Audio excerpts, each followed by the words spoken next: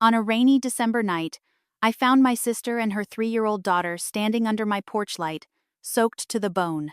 At first, I honestly thought somebody's car had broken down nearby. I just pulled into my driveway after a 4-hour logistics shift with the Ohio Army National Guard, and my brain felt like wet cement.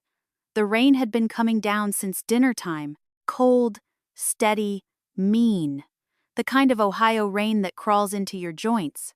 Then I saw Laura. She was holding Ava against her chest under a thin gray blanket that was already drenched through. Ava's little pink sneakers had flashing lights in the soles, and every time she shifted her feet on the porch, they blinked weakly in the dark. Laura looked at me the second I stepped out of my truck, not angry, not dramatic, just broken. "My husband brought his mistress home," she said. Her voice cracked halfway through the sentence. "His mother helped him throw us out." I stood there for maybe 2 seconds, rain dripping off my hood, boots sinking into wet gravel. Then I opened the back door of my truck and said, "Get in, now it's my turn." Ava climbed in first because kids don't understand pride yet. Laura hesitated. I could see humiliation all over her face. My older sister had spent 15 years trying to build the perfect little suburban life in Beaver Creek, and now she was standing outside my rental house, carrying a trash bag full of clothes. I grabbed the bag from her before she could say anything. Inside, I said, "The heat in my house barely worked right. Old duplex near Wright-Patterson Air Force Base. Cheap rent, drafty windows, noisy pipes, but it was dry." That mattered. The second Ava got inside, she started crying. Not loud, just exhausted little whimpers. I found one of my old army towels in the laundry basket and wrapped her up while Laura stood frozen near the kitchen table like her body hadn't caught up with what happened yet. "You hungry, baby?" I asked. "Ava?" She nodded without looking at me. I opened a can of Campbell's chicken noodle soup and heated it on the stove while rain tapped against the kitchen window. Laura sat down slowly, staring at nothing. "You want to tell me what happened?" I asked. She laughed once. Not because anything was funny, because she was trying not to fall apart. "Brian said we needed to talk." She rubbed both hands over her face. "I thought maybe he was going to admit the affair finally." "The affair you told me wasn't happening." Laura winced. "Yeah." I regretted saying that immediately. Ava sat on my couch, wearing giant army socks, pulled halfway up her legs while cartoons played softly on my old TV. The poor kid looked shell-shocked. Laura kept talking in pieces. Brian had been seeing a 4-year-old girl named Kelsey from the Honda dealership, where he handled fleet construction contracts. Laura found texts 2 months earlier, but Brian convinced her she was paranoid. Then tonight happened. Laura picked Ava up from daycare, came home, and found Kelsey sitting in her kitchen drinking wine from Laura's own glassware like she belonged there. And Patricia, Brian's mother, was standing by the counter holding a spare key. That part made my stomach turn. Patricia had always wrapped herself in church, lady kindness, Bible verses on Facebook, Sunday casseroles, soft voice, big smiles. But I never trusted women who enjoyed humiliating other women. She told me maybe this was God showing me I needed to become a better wife, Laura said quietly. I actually looked away because I was so angry I didn't trust my face. "What did Brian say?" Laura stared at the steam rising from her soup. "He said he was tired of living in chaos." Chaos? That word almost made me laugh. Laura spent 15 years organizing everybody else's life. School pickups, birthday parties, church events, Brian's appointments, bills, meals, Christmas shopping. The woman color-coded grocery lists for fun. Meanwhile, Brian couldn't remember his own daughter's allergy medication half the time. "What about your bank account?" I asked. "He emptied the checking account yesterday." "Joint account?" She nodded. "And your cards?" "Cancelled." I leaned back in my chair slowly. That was the moment I realized this wasn't just cheating. This was planning. Brian had lined things up carefully. Money first, lock second, public image third. That kind of betrayal doesn't happen in one night. Outside, thunder rolled somewhere over Dayton. Ava fell asleep, curled sideways on my couch with her soup bowl still in her lap.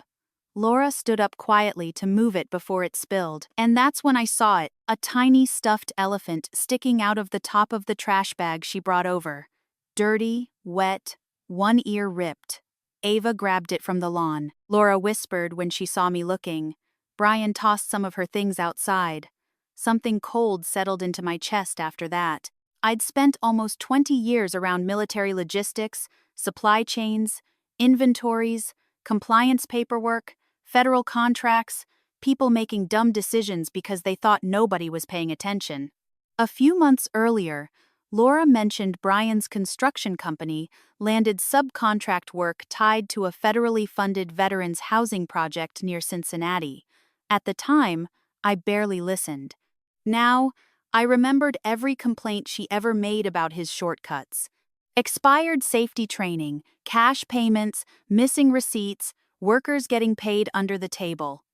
Back then, it sounded like regular contractor nonsense. Now, it sounded different. I looked over at Laura sitting beside her sleeping daughter, and I thought about Brian standing warm inside his house, while his child slept in wet clothes under my roof. Some people mistake patience for weakness. That's usually the first bad decision they make. The next morning did not feel like revenge. It felt like cold coffee, 3 phone chargers, and a kitchen table covered in papers. Laura sat in one of my sweatshirts with Ava tucked against her side watching cartoons. Every few minutes, Laura would pick up her phone, stare at the screen, then put it back down like it might bite her. "Don't text him," I said. "I wasn't. You were thinking about it." She looked at me with red eyes. "I need my clothes, Megan. You need a lawyer first." That sounded harsh, and I knew it, but I also knew Brian. Men like him loved a conversation with no witnesses. They loved getting a woman alone making her cry, then telling everybody she was unstable. So, I started with the boring things. I called the daycare and told them Brian was not allowed to pick up Ava until Laura gave written permission.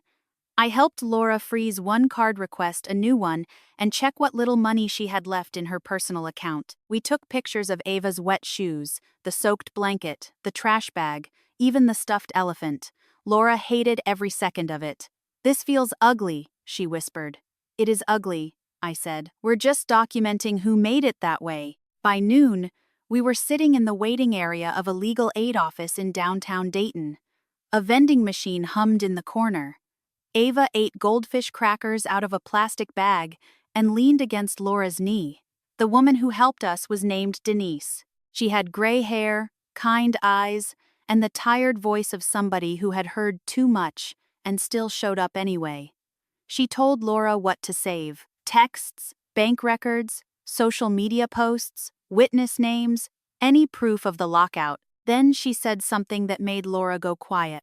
"Do not let shame make you polite right now." I wrote that down on the back of an old gas receipt because it was true. That first week was all survival. I drove Ava to preschool in Kettering before my shift. I picked up groceries at Kroger after work. I slept badly. Laura slept worse. My truck started making a grinding sound every time I shifted into reverse, which was exactly what I needed with my bank account already wheezing. One night, I found Laura in my laundry room crying into a basket of towels. "I'm ruining your life," she said. I leaned against the dryer and shut my eyes for a second, because the truth was I was tired. I was so tired my bones felt hollow. I had inventory issues at the armory, a commander asking why I looked distracted, and a 3-year-old sleeping on my couch who woke up twice a night asking for her room. But Laura was not ruining my life. Brian had dragged his mess to my door. "You didn't do this," I told her. She shook her head. "I should have seen it. You did see it. You just kept hoping you were wrong." That made her cry harder, which was not my goal, but sometimes the truth lands badly before it helps. Brian started his performance on day 3. His first Facebook post said, "Sometimes protecting your peace means making painful decisions." Patricia commented underneath it with a heart emoji and a Bible verse about truth. By dinner, 3 women from Laura's church had messaged her asking if she was okay in that careful way people ask when they already heard a version they liked better. Then Patricia posted, "A godly home cannot survive disrespect." I stared at that one for a long time. Laura wanted to reply. She had her thumbs ready. Don't, I said. She's lying. I know. She's making me look crazy. I know. Then why do they get to talk?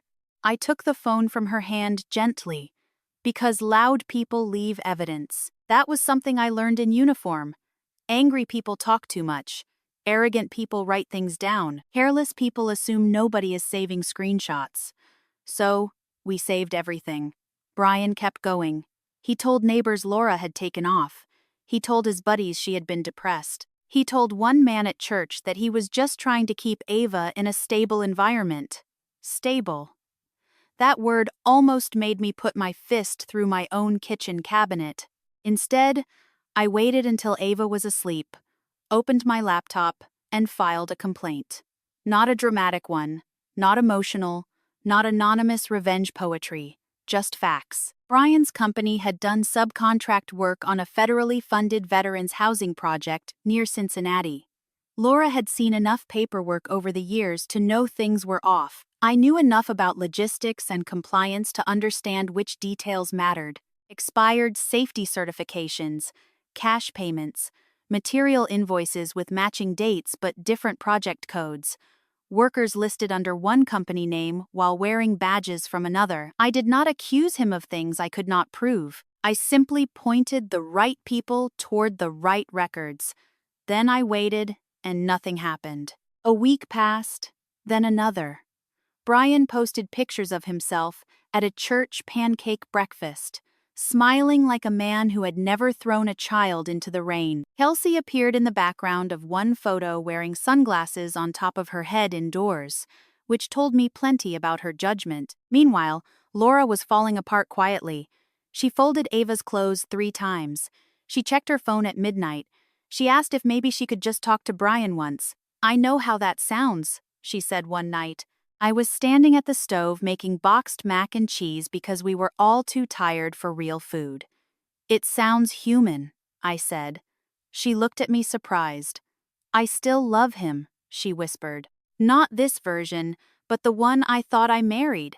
I stirred the noodles and said nothing for a moment. I had judged her for staying.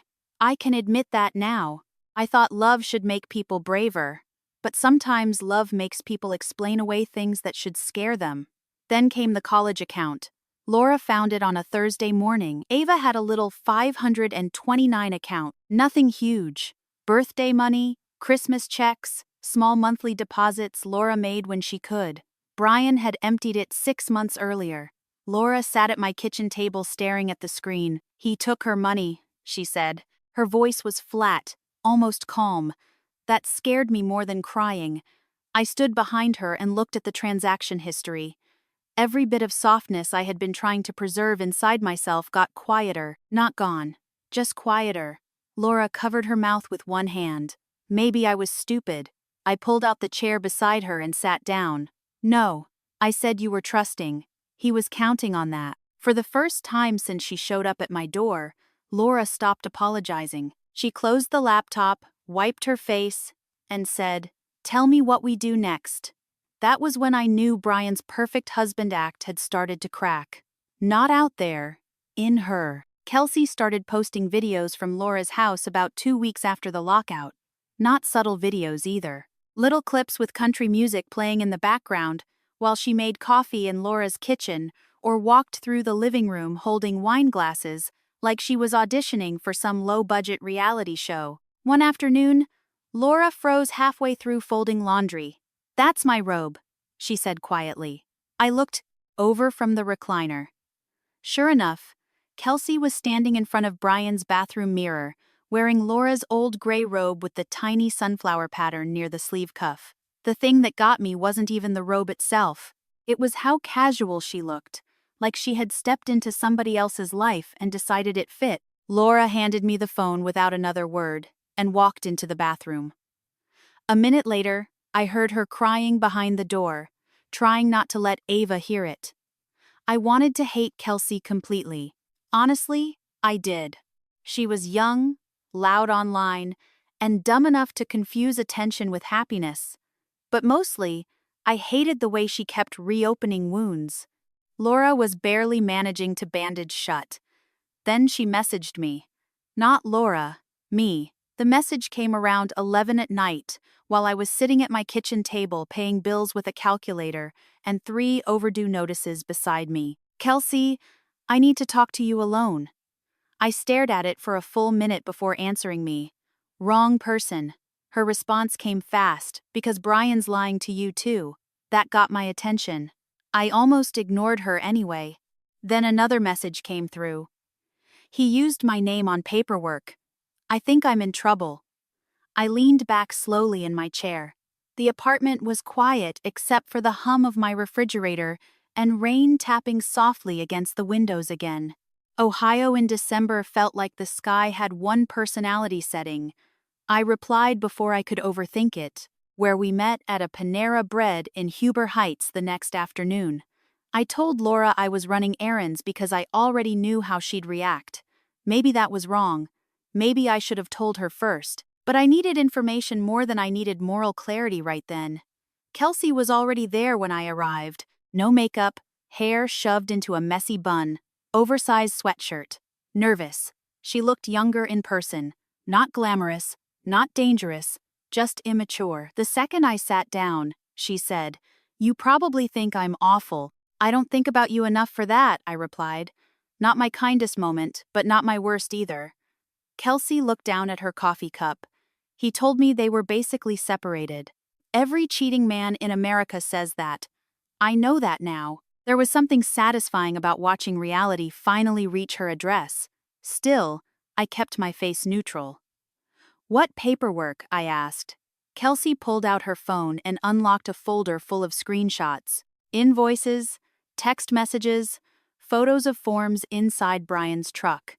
At first glance, it looked like ordinary contractor chaos. But the more I looked, the worse it got. Brian had been moving money between accounts tied to subcontract work on the Veterans Housing Project. Some invoices listed vendors that barely existed. Others used Kelsey's name and address, even though she had nothing to do with construction. He said it was temporary, she said quietly, like for taxes or something. I almost laughed at that. Men committing fraud always explained it like they were helping the government organized paperwork. You signed anything number. Good. Kelsey swallowed hard. Am I going to jail?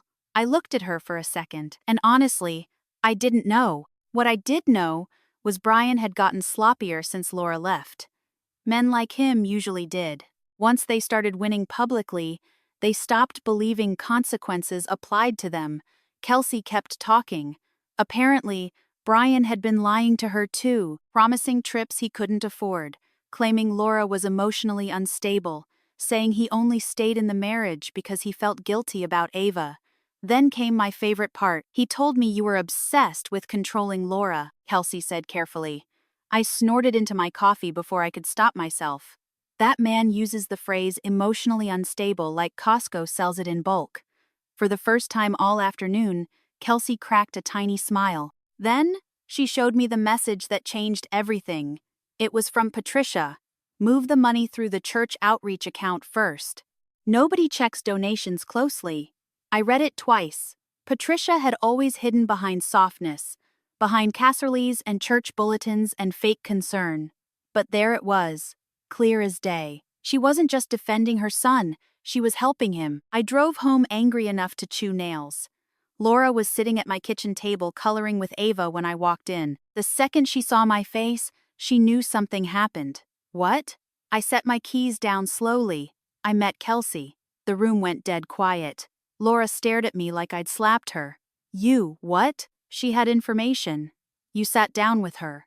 She brought evidence. She slept with my husband. And your husband committed fraud?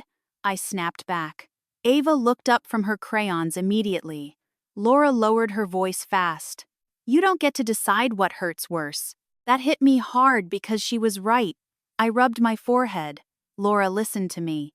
Brian's business records are dirty. Kelsey's name is attached to some of it. Patricia may be involved too. But Laura wasn't hearing strategy. She was hearing betrayal layered on top of betrayal. You had coffee with the woman living in my house? She whispered. I almost corrected her. Almost reminded her legally it was still her house, too. But I knew that wasn't the point. "I'm trying to protect you," I said quietly. Laura laughed once, tired and bitter. "You know what the worst part is? She probably knows more about my husband now than I do." Then she stood up and walked into the bedroom, shutting the door softly behind her, not slamming it. Honestly, soft hurt is usually worse. That night, after Ava fell asleep, I sat alone in my living room going through screenshots, while an old rerun of Wheel of Fortune played muted on TV, and the more I looked, the clearer it became. Brian hadn't just destroyed his marriage, he'd built his whole life the same way. Shortcuts, lies, image first, consequences later. And eventually, people like that always ran out of road. By January, everything started feeling official in the worst possible way. Not dramatic, not explosive, just exhausting. The custody paperwork came on a Thursday afternoon in a thick white envelope that looked way too harmless for something capable of ruining your appetite. Laura opened it sitting at my kitchen table while Ava colored snowmen beside her. At first, Laura just stared at the pages silently, then she handed them to me. Brian was requesting partial custody and claiming Laura had become emotionally unstable, financially reckless, and heavily influenced by an aggressive family member. That aggressive family member was me. I actually laughed for about 2 seconds before the anger hit. "He threw his kid into the rain," I said. "And now suddenly he's father of the year." Laura looked sick. "He wants to punish me." "No," I said quietly. "He wants control back." That's what a lot of people misunderstand about situations like this. Men like Brian don't always panic when you leave. Sometimes they panic when you stop needing their version of reality. The court hearing started 2 weeks later in downtown Dayton. Family court felt nothing like television. Nobody gave speeches. Nobody dramatically objected. Mostly it was tired parents holding paperwork under fluorescent lights while vending machines buzzed in the hallway. The first morning we got there before sunrise because Denise, our legal aid attorney, warned us parking filled up fast. Snow from the night before had turned gray along the sidewalks, and the courthouse coffee tasted like burned dirt. Laura barely touched hers. Brian arrived 20 minutes later, wearing a navy wool coat and carrying himself like a man attending a business luncheon instead of a custody hearing. Patricia walked behind him holding a leather Bible against her chest. That almost impressed me honestly. The commitment to performance. Then Kelsey stepped out of Brian's truck wearing giant sunglasses despite the fact the sky looked like wet cement. I looked at Laura carefully. She saw her too. Laura inhaled slowly through her nose, then looked away without saying a word. That was growth. Painful growth. But still. Inside the courtroom, Brian's attorney introduced himself as Randall Pierce, mid-60s, expensive watch, calm voice, the kind of man who could probably make tax fraud sound patriotic if given enough billable hours. He smiled at me once, not warmly, professionally, which somehow felt worse. The hearing itself made me understand why people give up. Brian sat there talking about stability while Laura quietly twisted tissues apart in her lap. Patricia dabbed fake tears from the corners of her eyes every few minutes like she was rehearsing for community theater. Then Brian said something that made my jaw tighten so hard it hurt. "I'm concerned about the emotional environment my daughter is being exposed to. Emotional environment that from the man who dumped Ava's stuffed elephant into the rain." I wanted to stand up right there, but Denise touched my sleeve lightly without even looking at me. "Don't." That's what the touch meant. So, I stayed quiet.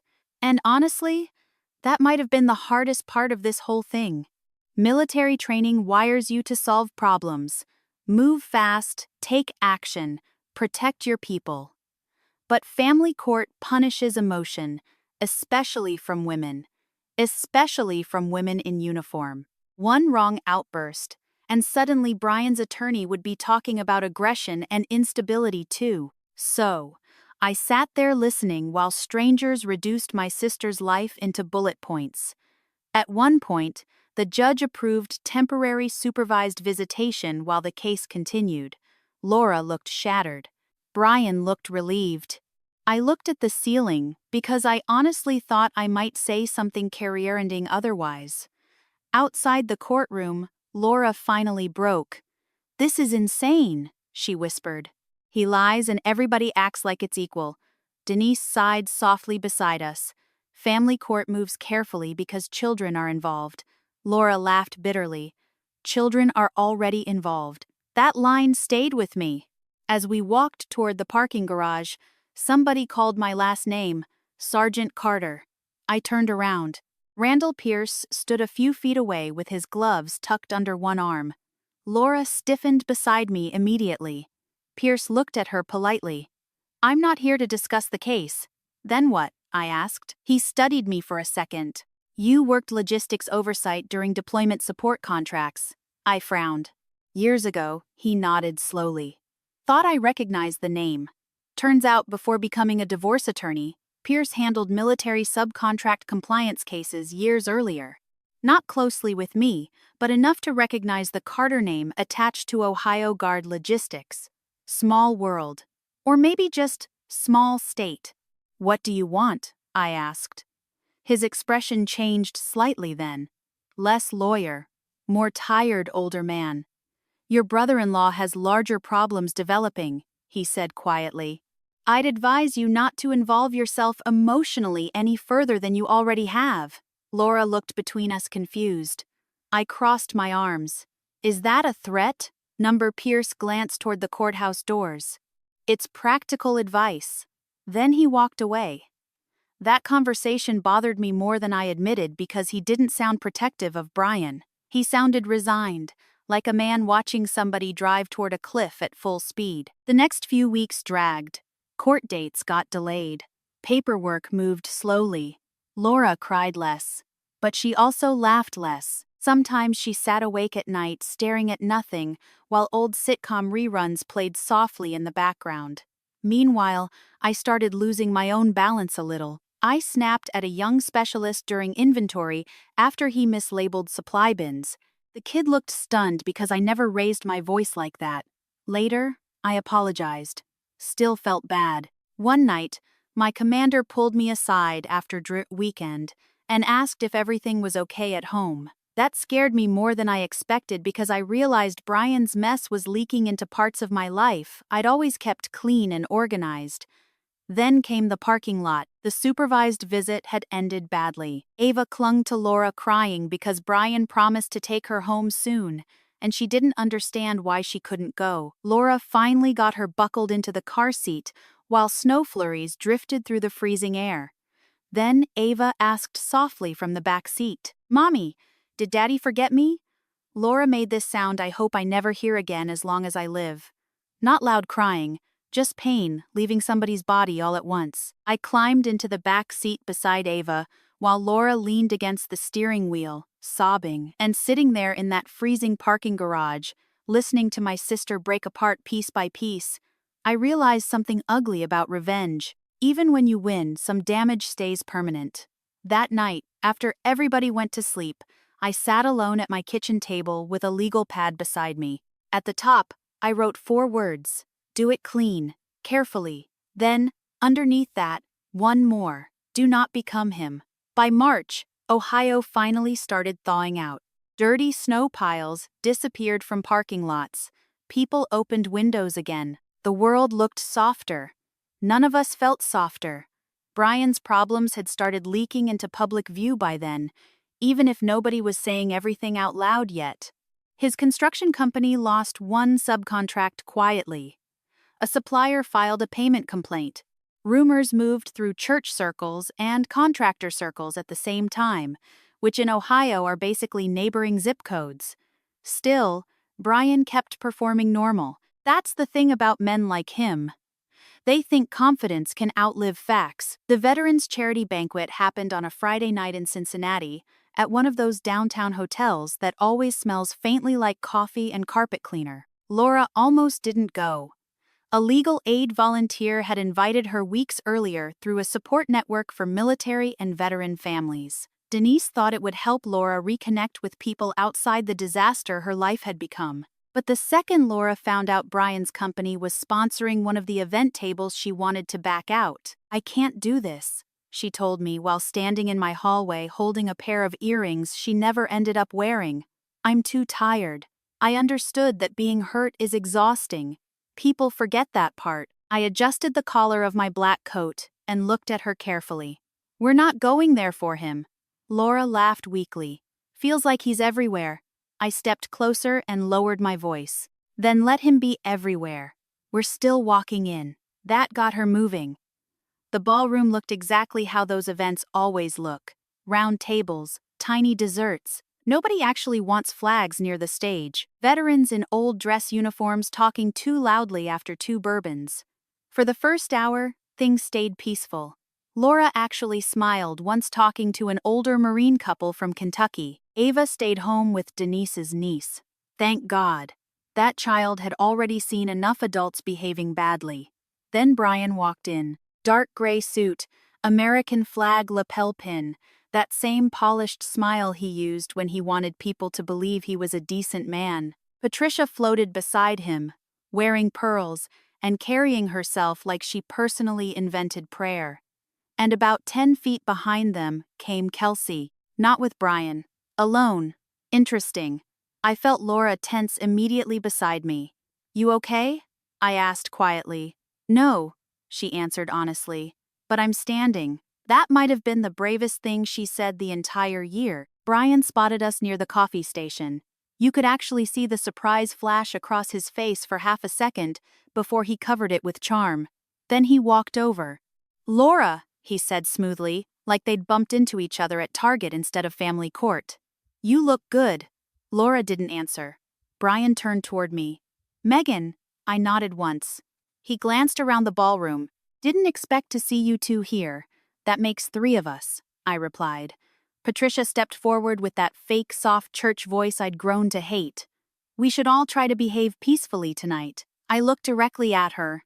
"You threw your granddaughter into the rain." Her smile disappeared instantly. "Good." Before anybody could answer, Kelsey approached, holding a glass of water with both hands, like she needed something to steady herself. Brian's jaw tightened. "Kelsey," he said sharply. "Relax," she muttered.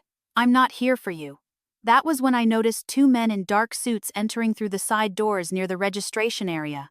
Not police. Not dramatic, just calm. One older, one younger, both carrying folders. A woman wearing a project compliance badge walked with them.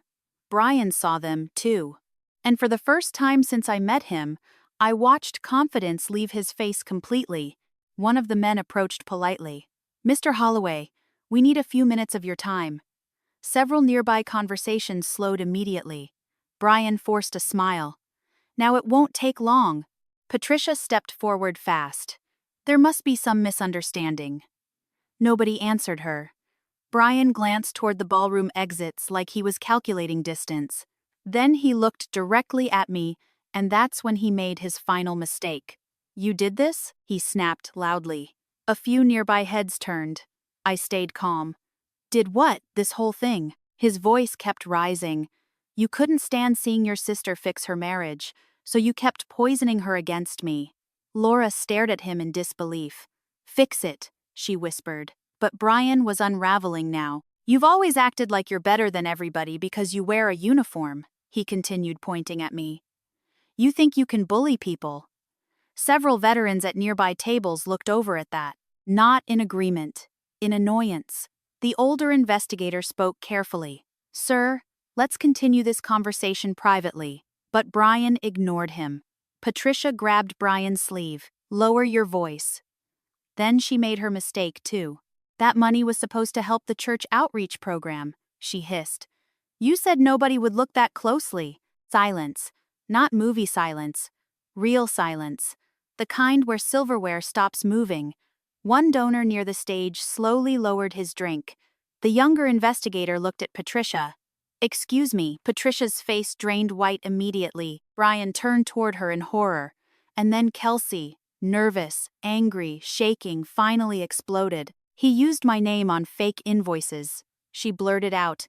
"You told me it was temporary." Brian rounded on her instantly. "You stupid little Brian," Laura said, not loud but sharp enough to cut through the entire room. Everybody looked at her, and for the first time all night, Brian looked uncertain. Laura stood slowly from her chair. "You know what the saddest part is?" she asked him quietly. "I spent years thinking if I loved you enough, you'd eventually love us the same way back." Brian opened his mouth, probably searching for another performance. Then he ruined himself completely. "I only fought for custody because I knew it would hurt you," he snapped. The words landed like a gunshot. Even Patricia looked stunned. One of the older veterans near the stage muttered, "Jesus Christ." Brian realized too late what he'd admitted out loud. Laura's face changed then. Not dramatic, not triumphant, just finished. Completely finished. She reached for her coat calmly. I stood beside her, and together we walked toward the ballroom doors while the investigators continued talking behind us. Outside, cold rain had started falling again across Cincinnati. Laura stopped under the hotel awning and let out one long breath. "I kept waiting for him to admit what he did," she said quietly. Cars hissed past on wet pavement nearby. I looked back once through the glass doors. Brian stood surrounded by people who no longer looked impressed by him. Then I looked at my sister. "No," I said. "You needed everybody else to stop pretending they didn't see it." For the first time in months, Laura nodded without crying. About 8 months after Laura showed up at my door in the rain, life finally stopped feeling like survival every single day. Not perfect, just steadier. Honestly, I learned there's a difference. Laura found a small 2-bedroom apartment in Catering above a dentist's office. The carpet was older than both of us combined, and the kitchen drawers stuck whenever humidity rolled in, but it was clean and quiet. Most importantly, nobody inside it lied to her. Ava got her own room again. That mattered more than anything. The first night after moving in, Laura sent me a picture of Ava asleep under glow-in-the-dark stars, taped crooked across the ceiling. One tiny hand clutching that same stuffed elephant Brian tossed into the yard months earlier. Laura texted home. I stared at that word for a long time before answering. Meanwhile, Brian's world kept shrinking. Not all at once. That's another thing people get wrong about consequences. Most of the time they arrive slowly, like water damage. Quiet at first, then suddenly everything smells rotten. His company lost the veteran's housing subcontract completely. Then another contractor cut ties with him. The fraud investigation dragged on for months, but enough details became public that people stopped returning his calls. Church friends got distant. Parents at Ava's preschool avoided eye contact during pickup days. Even Patricia's social circle cooled off after questions started spreading about church outreach money and accounting misunderstandings. Nobody needed a dramatic public shaming anymore. The truth had already done the work. I heard through Denise that Brian was still trying to blame everybody else. Laura, Kelsey, me, government overreach, liberal contractors, stress. Apparently, accountability had become a group project. Kelsey disappeared from the story not long after the banquet. Last I heard, she moved to Lexington and started working at another dealership. I didn't forgive her exactly, but I also stopped wasting energy hating her. Some people are villains, some are just weak enough to follow one. There's a difference. Laura slowly started looking like herself again around summer. Not immediately. Healing in your 40s looks different than healing in your 20s. Older women don't always bounce back loudly. Sometimes they just start sleeping through the night again. Sometimes they laugh at commercials. Sometimes they stop checking their phone every 10 minutes waiting for another cruel message. One Saturday morning, I stopped by her apartment after drill weekend carrying coffee and sausage biscuits from a place near Wright-Patterson. Ava opened the door wearing mismatched socks. "Aunt Megan," she yelled before crashing into my legs. Laura stood behind her, smiling softly. Real smile this time. Not survival, smiling. I looked around the apartment. Second-hand furniture, a tiny bookshelf, construction paper taped to the refrigerator. Peace. That's all it was. Just peace. And honestly, after the year we'd had, It looked expensive. You finally fixed your truck, Laura asked while handing me coffee. Mostly? The transmission repair wiped out nearly every extra dollar I had saved. For months, I'd been driving to the guard armory, praying reverse still worked. Laura frowned. You shouldn't have carried us financially that long. I shrugged. That's what family's for. But later that night, driving home along I-675 with classic rock playing softly through my speakers, I admitted something to myself I hadn't wanted to say out loud. The whole thing changed me, too. Not just Laura. Me. I became sharper, less patient, more suspicious. There were moments during those months when revenge mattered to me more than sleep, more than peace, maybe even more than happiness. That scared me a little because bitterness is sneaky. It doesn't arrive waving flags. It arrives sounding reasonable. You deserve payback. You deserve anger. You deserve to watch somebody suffer. And maybe sometimes you do, but living there too long changes you. A few weeks later, Laura and I sat on lawn chairs outside her apartment building while Ava chased lightning bugs across the grass with 2 other kids from the neighborhood.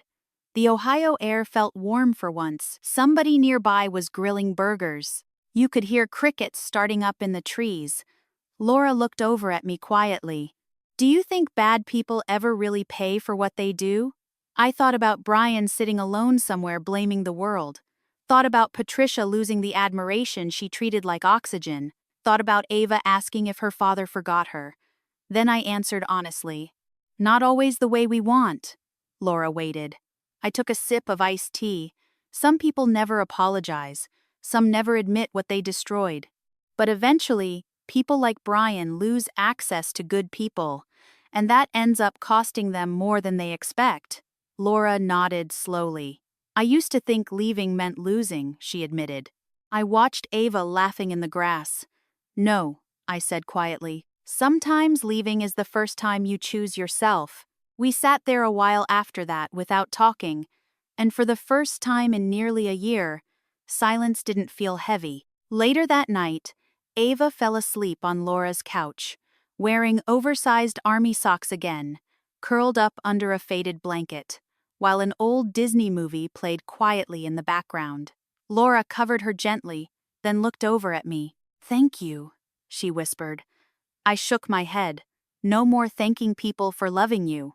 That made her cry a little, but not the broken kind anymore. Just the kind that happens when somebody finally feels safe. If you've ever had to rebuild after betrayal, I hope you remember this. Kindness and self-respect can exist together. You can love people deeply and still refuse to let them destroy your peace. Sometimes walking away isn't weakness at all. Sometimes it's the moment your real life finally begins.